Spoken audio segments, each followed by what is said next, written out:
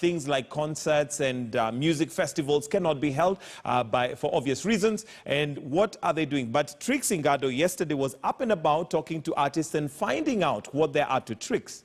Absolutely. Now, for many creatives in the country, revenue taps have run dry. They cannot go about their usual businesses, and therefore they have run dry as production houses seek to adhere to the rules set in place to curb the spread of COVID-19. Now, many are now seeking alternative ways of keeping food on the table, both online and offline. Now, actor Tony Macau is one such artist who has now turned to fruits and vegetable vending as a source of income. Let's take a look.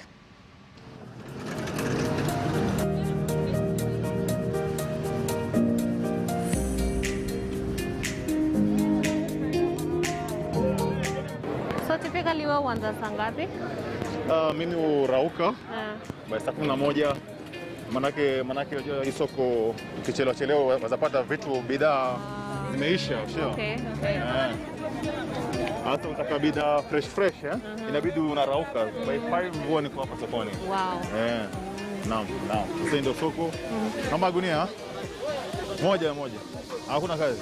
So kila mtu mwenye ukuja kwa market huwa ananunua bag. Lazima sasa uchukue bagi ndio kuweka bidhaa. Okay. Na kama mzigo nyingi kuna watu kubeba huku, unaona unapatia mzigo wako anakubebea, kama unaweza beba mwenyewe unabeba mwenyewe. Okay, so hii unanunua how much? Sasa hii inanunua 30. Alafu na ule pota? Naam. Pota anabeba na 50. Okay. Ama tegemea na pale unapelekea mzigo. Na how many? Naam. Na labda ni ngapi utakuwa umepesa? Mimi sasa hii nachukua 2. So nilichukua ya kwanza, sasa hii ni ya pili sasa. Okay, sawa, asante. Siku njema. Waje kwanza kuuza nini na wewe ni mwigizaji? Sasa ukiangalia historia ya corona imeharibu mambo mengi. Kama mimi ni mwigizaji,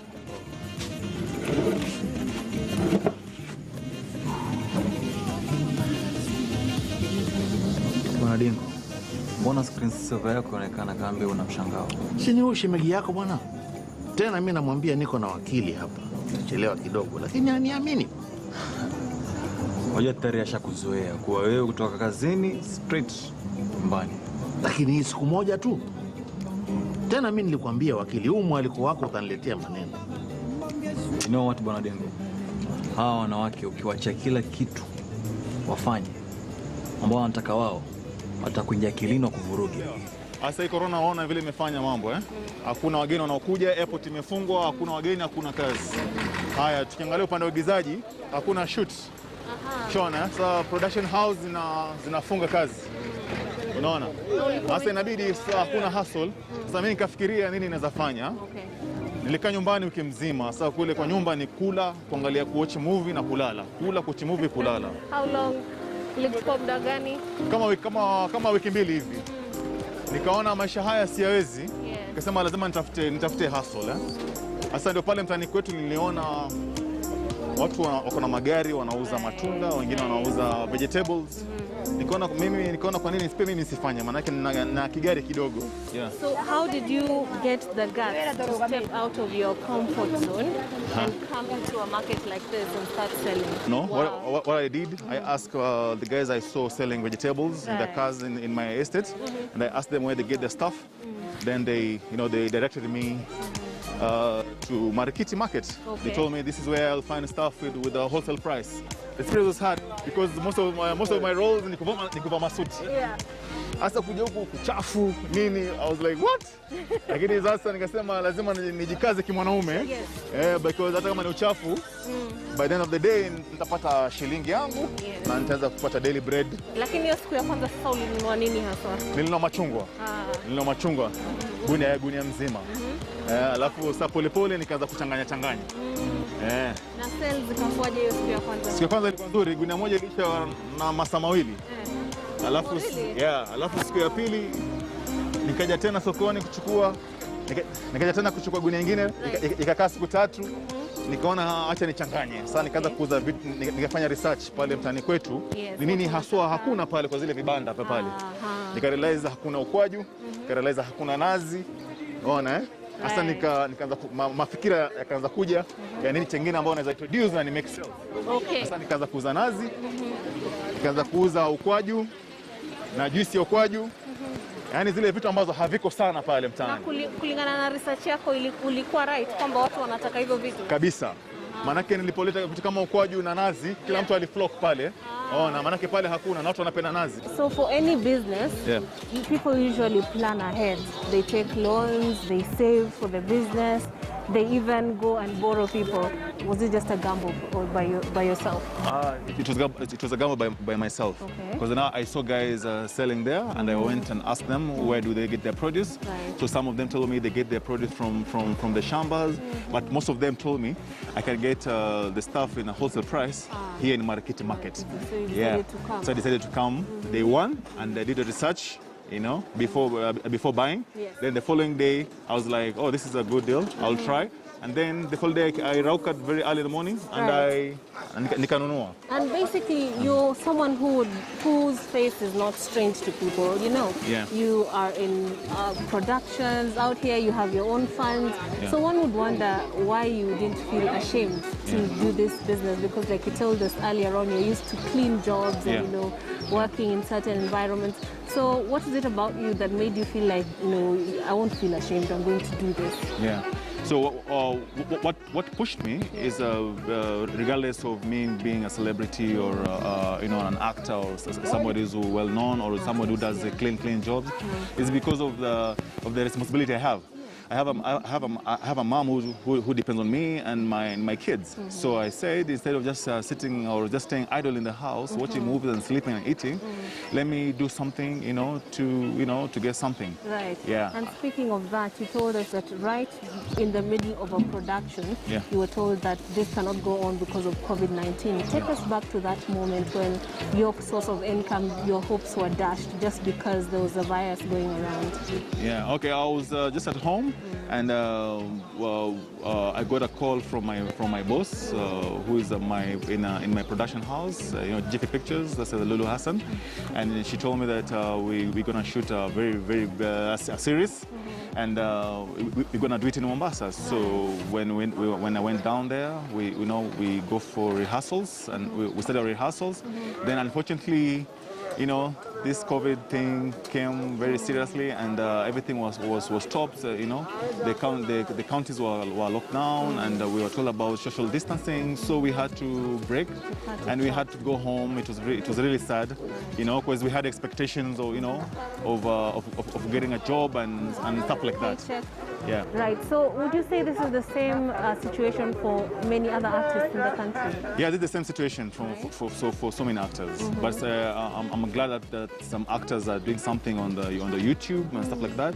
Yeah, and it's really hard for some of my fellow actors. Right. But then the stuff they're doing on YouTube is not bringing money to the table, is it? So the question would be, what is the government doing to cushion artists in general? Because last year, after some musicians got some little money via M-Pesa, it was said that they needed to be cushioned by the government, and steps and measures and a sum of money was promised to artists. Have artists seen this amount of money disbursed? Are they getting any sort of backup from the government? So far, not yet. We haven't got any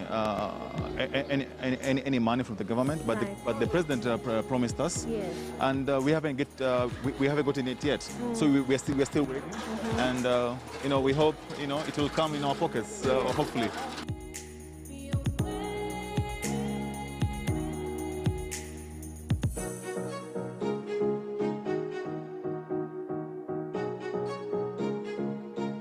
Okay, so you were going to take us to where next? Explain to maybe the viewers where we're going to go next, just to see how you go about your usual business. Yes, now we'll go to, you know, where I buy my stuff.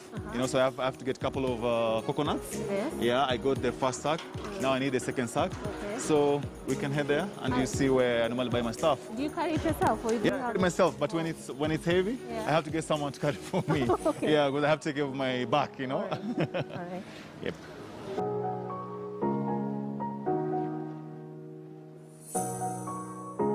Na hapa ndo mimi uchukua nazi. Every day. Hapa ndo mimi uchukua nazi. Mama jambo mama. Hapa.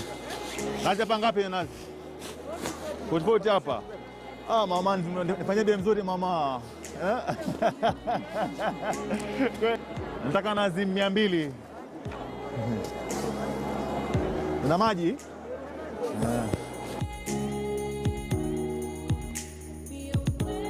Hapa nanunua 40, alafu sasa kule nauza kama 60 ama 70. Kuna ka profit pale. Kuna profit kidogo. Shikamoo. Hiyo ingine mama nitakutumia na M-Pesa mama. Hiyo ingine ya juu. Wewe ni mtu wangu, sio? Sasa ndio mwenyewe. Unabeba mwenyewe? Beba mwenyewe mama, maana ni mzigo wenyewe ni rahisi, nazabeba mwenyewe. Okay. Jambo baba. Maembe vipi leo? Fresh Kwa 20. That's good. Ile ambayo hajaiva, ile ambayo imeiva kidogo. Maana yake sio ni ya kuuza babangu. Leo nifanye bei mzuri bana. Good. Asante. Nauliza, nasikia unaitisha zile hazijaiva ama mbichi kidogo. Kwa nini unachagua hizo? Unajua sasa mimi kwa soko mimi huja baada ya siku 3. Ushaelewa sasa mpaka ubalance maana ukichukua yote ambayo imeiva inaweza haribika. Ushaona? Sasa lazima una balance because nauza kama siku 3, siku 4 before nije soko. Sasa una balance tu. Alafu kuna customer kule mtaani wanapenda kujiwekea pia. Kwa mfano anaweza chukua ile ambayo imeiva akule leo, achukue nyingine ambayo atakula kesho na kesho kutwa. Okay. Sawa. Ndio hivyo sasa. Hapa pesa ngapi babangu? Nimechukua 30. Nimechukua 30. Itakuwa ngapi yote? Yote inakuwa 600 nipe change hapo. Poa. Nzuri. Sasa hapa ndio wanapaka gari. Alafu naingia soko sasa. Na hapa mnalipia? Hapa tunalipia. 1 hour 100. 1 hour after 1 hour 100. Must be very fast. Not waste time. Hakuna ukifika hapa ni kupaka, unakimbia soko faster unanunua na kuja. So in a day unaweza lipa kama how much? Hapa kwa soko. Hapa kwa parking. Parking mimi nalipaga 100 maana yake wasikai sana. Okay. Hapa wasikai sana. In 1 hour you're in and out. In 1 hour nishamaliza. Okay. Nishamaliza na kuondoka kwenda nyumbani na kufungua biashara. Na kazi. Kuna machungwa hapa na ukwaju. Sasa hivyo sasa. Sasa ukwaju ndio huu, tengeneza nao juisi, pilipili ya ukwaju. Na watu wanafurahia. Okay. Funga hivyo. Alafu sasa kuelekea nyumbani sasa tukaanze biashara. Usijali. Hii ni manual hii si ya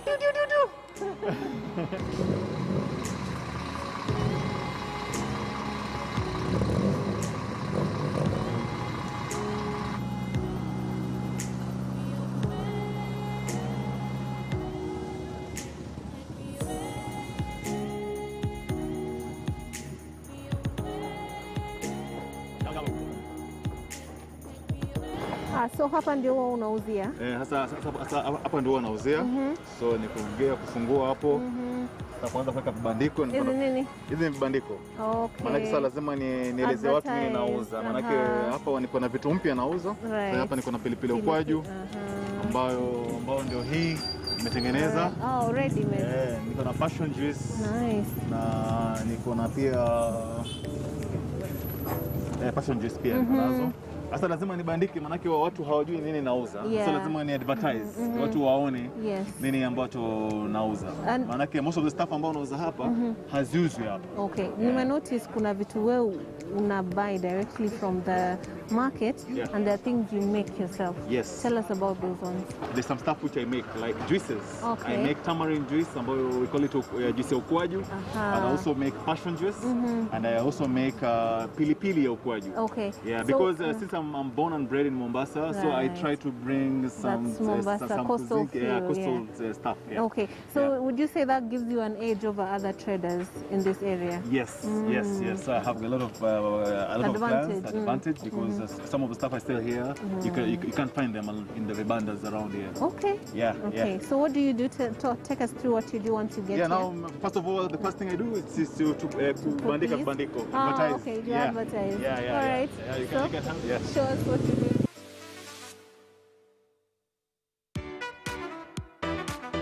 Shop. Then I set up my shop. Okay. Since my car is small, I have this crate. This way I put my stock. I advertise here. Put it there. So as you arrange, you can tell us how has the COVID rules and regulations affected how you operate? Do they make it more easier or more difficult? For example, the curfew. For the curfew, it has made it very difficult because you know most of our clients. There are people who work in the city, so they come back in the evening, and that's when we expect to make sales. But now when it gets to around 6:30, I have to close. And that's when we get there are a lot of people who want to buy stuff. And in your mind, you think maybe if you had that longer time, you would have been selling more at that time. I could have sold more. Okay, and also some of the challenges, because going to the market is not something you do on a regular, is not something you are used to. What were the initial challenges that you faced when you now started going to the market every day? What was shocking, what was challenging, and how did you deal with some of those things? Oh, the challenge I faced is waking up very early in the morning, you know, driving with the traffic and stuff like that. I get to the market to find there's a lot of traffic also there because sometimes you don't find the parking. You know, when you park again now, you know, waking up early and kungana na wanawake wa soko, you know, ini yangu, hii machungwa nimechagua, you know, commotion. I'm not used to that, but now you know, I'm getting used to that. Okay. And the heavy burden, were you used to that kind of? No, I wasn't used to that. So the first time I remember I pretended that I could carry it, but going a few meters, you know, it was very difficult. So I had to hire someone to carry it for me. Okay. So and in the evening, I'm sure you get very tired compared to maybe a day on set. Yes. Do you feel the aches and pains when you're back in your home at the end of the day? Yes. You know, I get tired because sometimes I'm getting sleepy because I woke up early in the morning around 4:30, go to the market, come here now, sell till around 6:30. So by the time I get home, I'm so exhausted. You know, I just get in the house, get shower. Sometimes I don't even eat. Just jump on my bed and sleep. So given those challenges, I'm wondering when things go back to normal. Because this is something that we are hoping will get out of our system, our national system, and we can go back to a usual economy. Do you think you will keep this going on some level? This side of this hustle? Yes, what I'm thinking is I'm thinking of looking for a stall, you know, because I already have clients, you know, so I want to put a stall and then I'll continue with the business as I go on with my acting gig and tour guiding. So I think I'll hire somebody, at least now I'll create a job. For you also. And also it's, you know, I'll expand my business. Yes, and you've only told us about your life as an artist. You also work as a tour guide, right? Yes. Tell me how that was affected when it came to COVID-19 and why you can't now be doing that, because once the productions are over, there's also the side of tour guiding that you can't do anymore. What happened there? As I told you before, I have two careers. I'm a professional. I'm a professional guide, tour guide, and I'm also a professional actor. So this COVID-19, when it came, it really affected all my gigs. Like, for example, now in tour guiding, no tourists were coming in, the airports are closed, you know, camps are closed in Masai Mara, in Samburu and everywhere. So there's no tourism at all. Okay, so I was affected. When it comes to production, to acting, we cannot shoot now because, you know, most of our shooting, you know, we come very close and, you know, we have to, you know, we have to adhere with the rules, with the social distancing and stuff like that. So now we can shoot. So I'm really, all my gigs are affected, you know, so I can't go on. So that's why I thought of doing this. Okay, now another thing, your clients, do they recognize you? What's the reaction when they see you out here working? Some of my clients, when they come here, most of them, they're my fans, you know, they've seen on TV. So sometimes when they come here, they wonder, kuna wengine wananiona wanasema, huyu jamani si yule actor, kwani anauza, kwani acting hailipi ama ni vipi, you know. Okay, some are excited to see me live, but I take advantage because they all come by. Some pretend to come and buy. So actually, they don't need anything from me, but they pretend that they want to buy something. But they stare at me, they look at me. Some they want the interaction, you know, and stuff like that. And by the end of the day, I make a sale. I don't care. Because some think it's an embarrassment, you know, to do this kind of gig. But mimi sijali. By the end of the day, nishapata pesa yangu ya unga. nishatumia pesa nyumbani ya wanangu na mama na my mom wako sawa through this. So mimi sijali mtu aseme ni watiko na haya wewe ni actor, mimi sina mambo hayo, mimi sina hiyo celebrity, sina nini. Okay, haya basi tuone ukipanga. Yeah, asante.